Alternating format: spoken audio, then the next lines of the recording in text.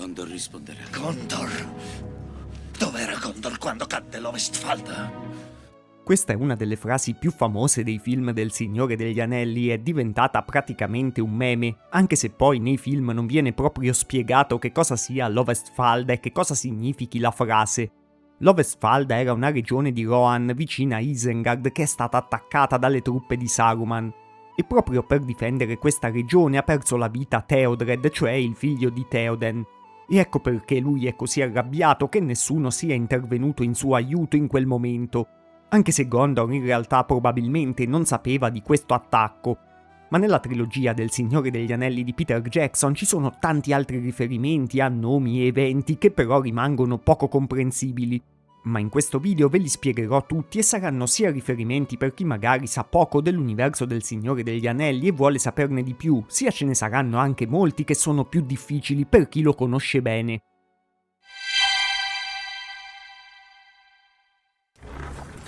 Gli Hobbit vivono e coltivano i 4 decumani della contea da centinaia di anni. Questa è una scena della versione estesa e ovviamente nel video terrò in considerazione la versione estesa dei film di Jackson per spiegarvi proprio quanti più riferimenti possibile. I 4 decumani sono 4 delle 5 regioni in cui è divisa la contea, e ogni decumano aveva delle sue caratteristiche.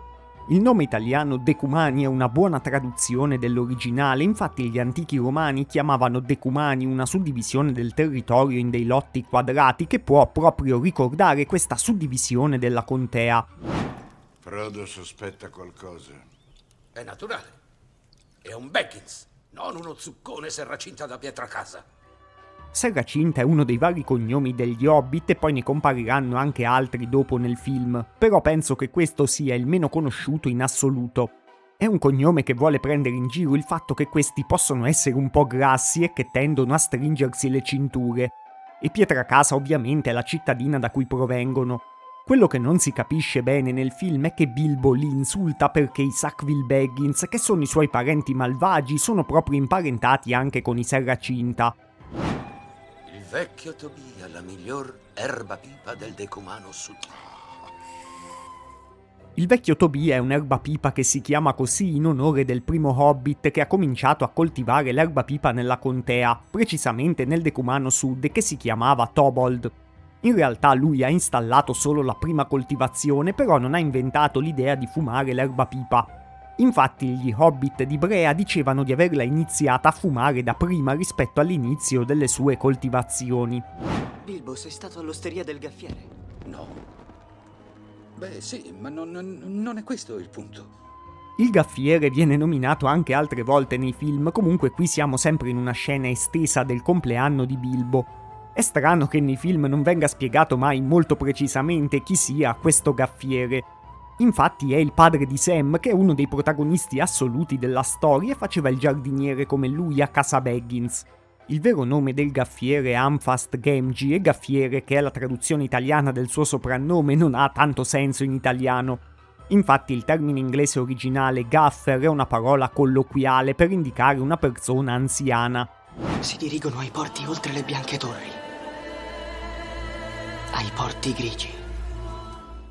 Le bianche torri che qui nomina Frodo sono un riferimento molto ricercato e che senza dubbio è incomprensibile nei film. Sono 3 torri molto alte che si trovano a ovest della contea. Una torre conteneva pure uno dei famosi palantiri che guardava sempre verso ovest. Gli hobbit della contea potevano vedere queste torri brillare in lontananza al chiaro di luna e dicevano che dalla cima si poteva vedere il mare. Anche se di solito gli hobbit erano abbastanza spaventati dal mare. Sicuramente sarebbe stato bello vedere come queste torri venivano rese anche nella versione di Peter Jackson, però vengono solo nominate ma non si vedono mai. I 9 hanno attraversato il fiume Isen la vigilia di mezz'estate, travestiti da cavalieri neri. Il fiume Isen di cui parla Saruman è quello che dà il nome al territorio che lui stesso comanda, cioè Isengard. E è pure uno dei confini naturali del regno di Rohan. La vigilia di mezza estate cade intorno al 20 giugno e anche se nei film non ci si accorge, la cronologia di questo viaggio dei Nazgûl è abbastanza assurda. Infatti loro arriveranno nella contea solo a settembre, quando dovrebbe volerci molto meno tempo per fare questo viaggio a cavallo. Nel libro infatti i Nazgûl superano il fiume Isen sempre a settembre, però comunque anche nei libri le date dei loro viaggi sono rimaste abbastanza confuse e non sono così precise. È un problema che alla fine Tolkien stesso aveva notato, ma non era mai riuscito a far tornare in modo molto coerente. Questo l'avete rubato al vecchio Maggie, questo... Se vi prendo stavolta non l'ammazzate, Niccia! Via dal mio campo! Il vecchio Maggot che Merry e Pipino hanno derubato in realtà è questo personaggio che vedete a schermo, che se la fa sotto appena vede i Nazgûl. Nel libro al contrario è un personaggio più coraggioso che dice al Cavaliere Nero di andarsene e di non tornare e lo minaccia di chiamare i suoi cani. Poi nel libro aiuta direttamente anche Frodo e gli altri Hobbit ospitandoli.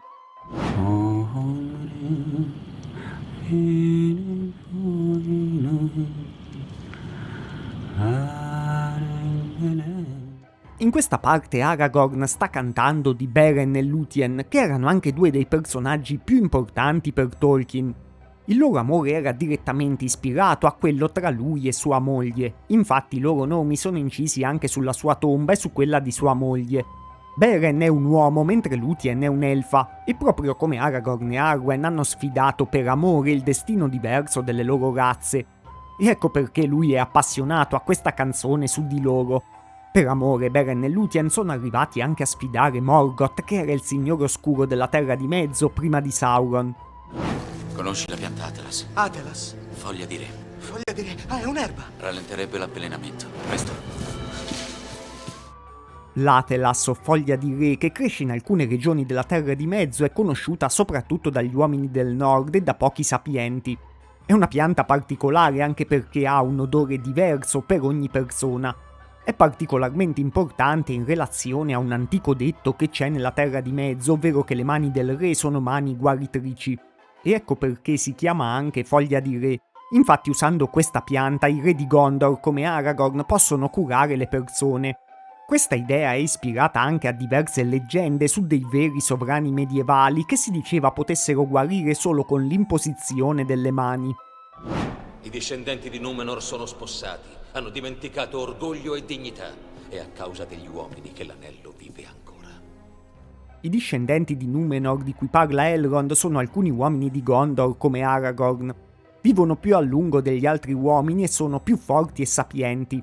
Númenor era una grande isola che è stata sprofondata nel mare per la tracotanza del suo ultimo re che aveva cercato di ottenere l'immortalità. E la storia di Númenor è abbastanza chiaramente ispirata alla storia di Atlantide. Però alcuni uomini di Númenor erano scappati a questa catastrofe e avevano fondato i regni degli uomini nella Terra di Mezzo. Se la fortuna ci assiste, la breccia di Rohan sarà ancora aperta. E da lì volteremo verso est, per Mordor. La breccia di Rohan viene nominata più volte anche nelle Due Torri e è un luogo geografico importante, però non viene mai spiegato molto bene nei film che cosa sia. È un valico che consente di attraversare le montagne nebbiose, quindi è uno dei punti più sicuri per passare dall'ovest all'est della Terra di Mezzo. Praticamente per la compagnia sarebbe stato meglio passare da lì che passare per Moria. Nelle Due Torri però questo punto diventa ancora più problematico e rischioso perché Isengard, dove sta Saruman, è vicinissima alla breccia di Rohan. I Crebain da Dunland! Via! Merry! Frodo! Pipino! Sam, al riparo! I Crebain si capisce anche dal film che sono dei corvi, però forse sono più intelligenti dei corvi comuni e potrebbero riferire quello che hanno visto. Il Dunland è un riferimento problematico perché nella versione italiana dei film a volte ci si riferisce allo stesso luogo come terre selvagge e ai Dunlandiani che vengono da questo luogo come selvaggi.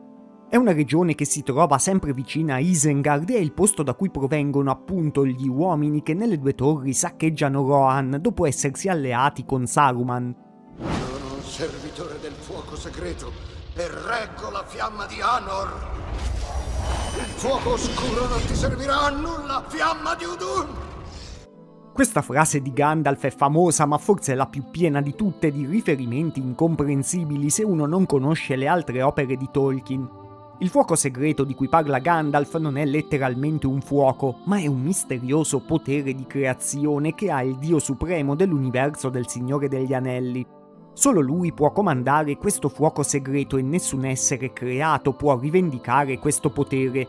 Anor è semplicemente il nome del sole, mentre Udun è il nome della prima fortezza dell'oscuro signore Morgoth che abbiamo nominato prima. Gandalf poi chiama il Balrog Fiamma di Udun perché i Balrog erano i servitori più fedeli di Morgoth e stavano con lui a Udun.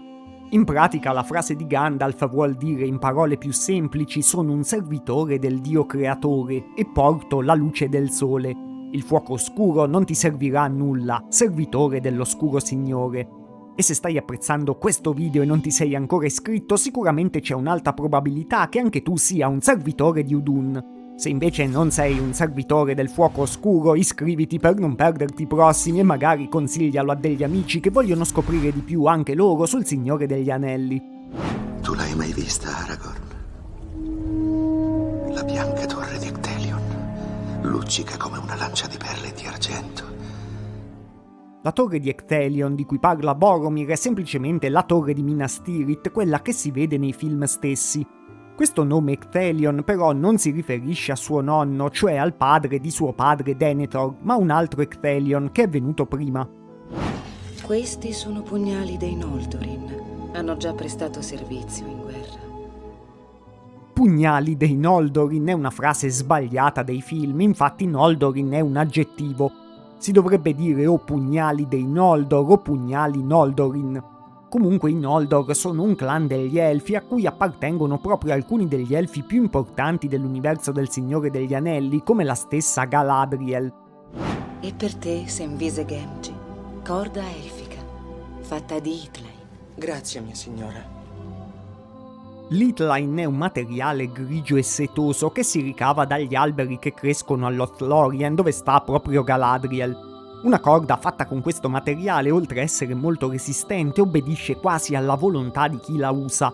Infatti poi Sam noterà dopo averla usata che si è slegata da sola da una roccia, senza bisogno di tagliarla.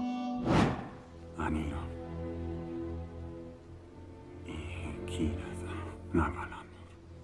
Qui Aragorn dice in elfico: vorrei che avesse preso la nave per Valinor, riferendosi a Arwen. Valinor è il reame beato verso cui vanno gli Elfi e è una specie di paradiso terrestre. Nel Signore degli Anelli esiste veramente in senso fisico, con una sua geografia e delle sue città. A differenza di quello che tanti pensano, gli Elfi non muoiono quando vanno a Valinor, vanno solo via per sempre dalla Terra di Mezzo. Ti dono la luce di Elendil, la nostra stella più amata. Lo so che è molto da nerd correggere la pronuncia del film, però la pronuncia giusta di questo nome sarebbe Earendil e non Erendil. Quindi Earendil è sia un personaggio sia una stella. Infatti è un mezzo uomo e mezzelfo che ha fatto un viaggio impossibile in nave proprio verso Valinor per chiedere aiuto contro Morgoth. Per il suo eroismo Earendil poi è stato messo nel cielo insieme alla sua nave come una stella. Una cosa interessante è che sentiamo spesso questo nome nel film senza sapere praticamente niente di lui. Ma in realtà Earendil sarebbe pure il padre di Elrond. E è anche un antenato di Aragorn, quindi attraverso di lui Elrond e Aragorn sono anche lontanamente imparentati. Del pan di via. E guardate! Ancora pan di via. Il pan di via si chiama anche lembas, è un pane speciale con una ricetta più segreta di quella della Coca-Cola che solo poche donne elfiche conoscono. Nel film sembra che Sam si lamenti perché mangiano solo quello, e è vero che nel loro viaggio verso Mordor mangeranno praticamente solo il pan di via che hanno preso a Lothlorien.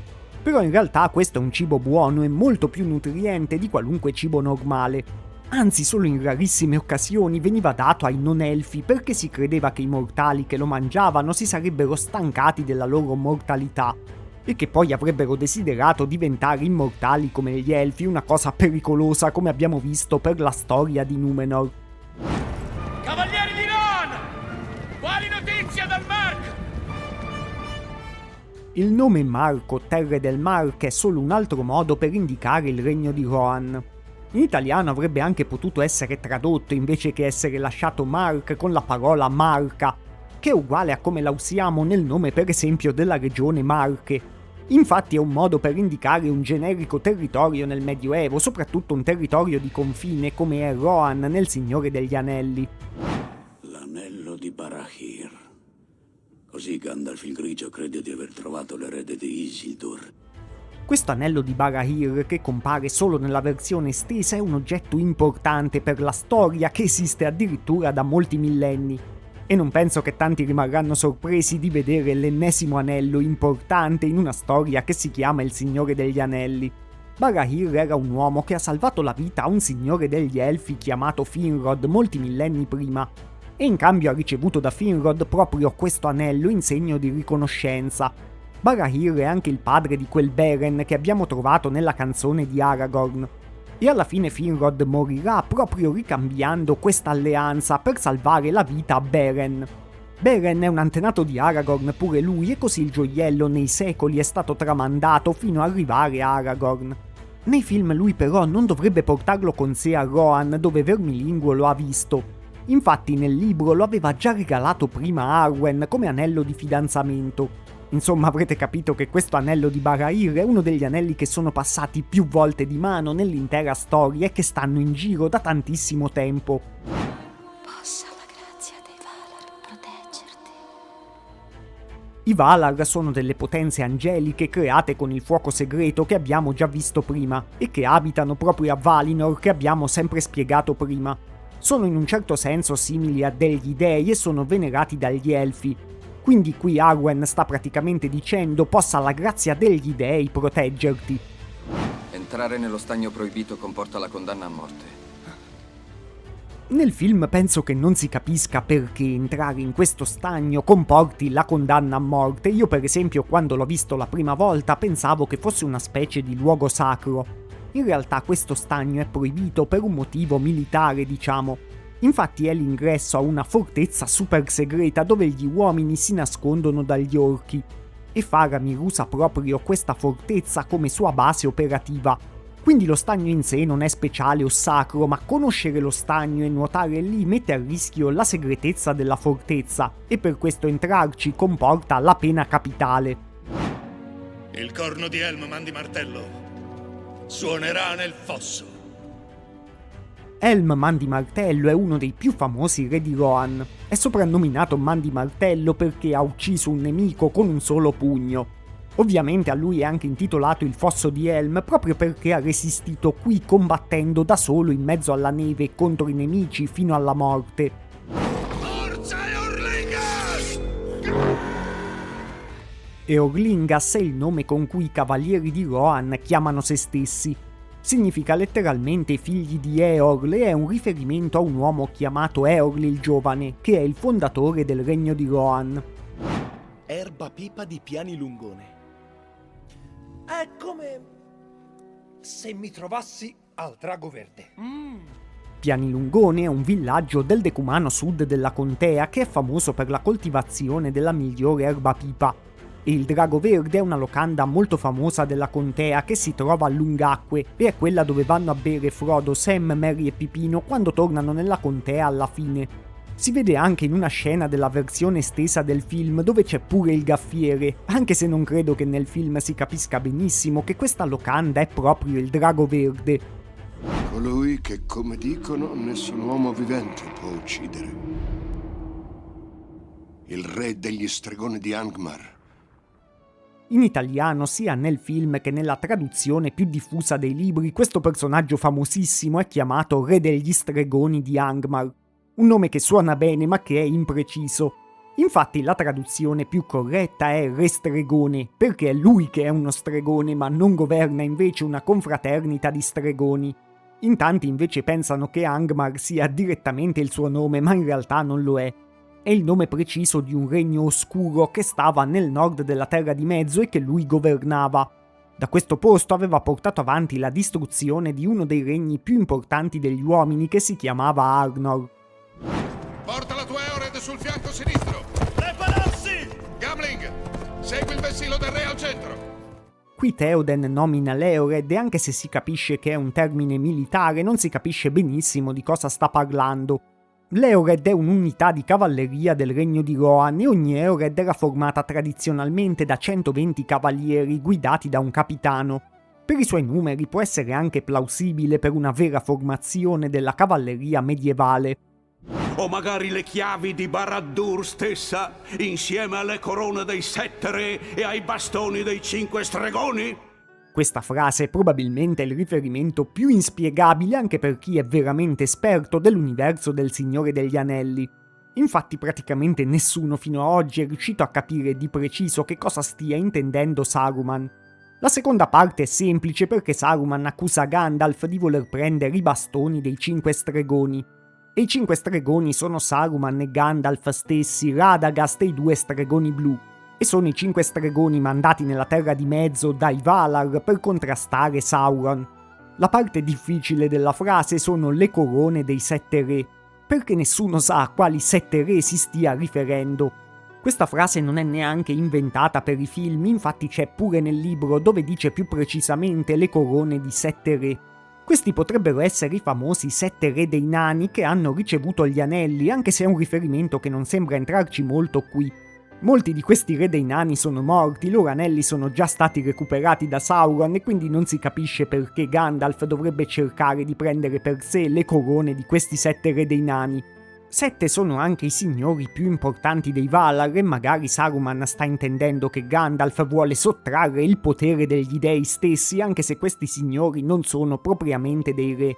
Forse invece Saruman si sta riferendo a 7 regni degli uomini, oppure sta usando l'espressione solo come un modo di dire esagerato per accusare Gandalf in modo generico di volere un potere assoluto.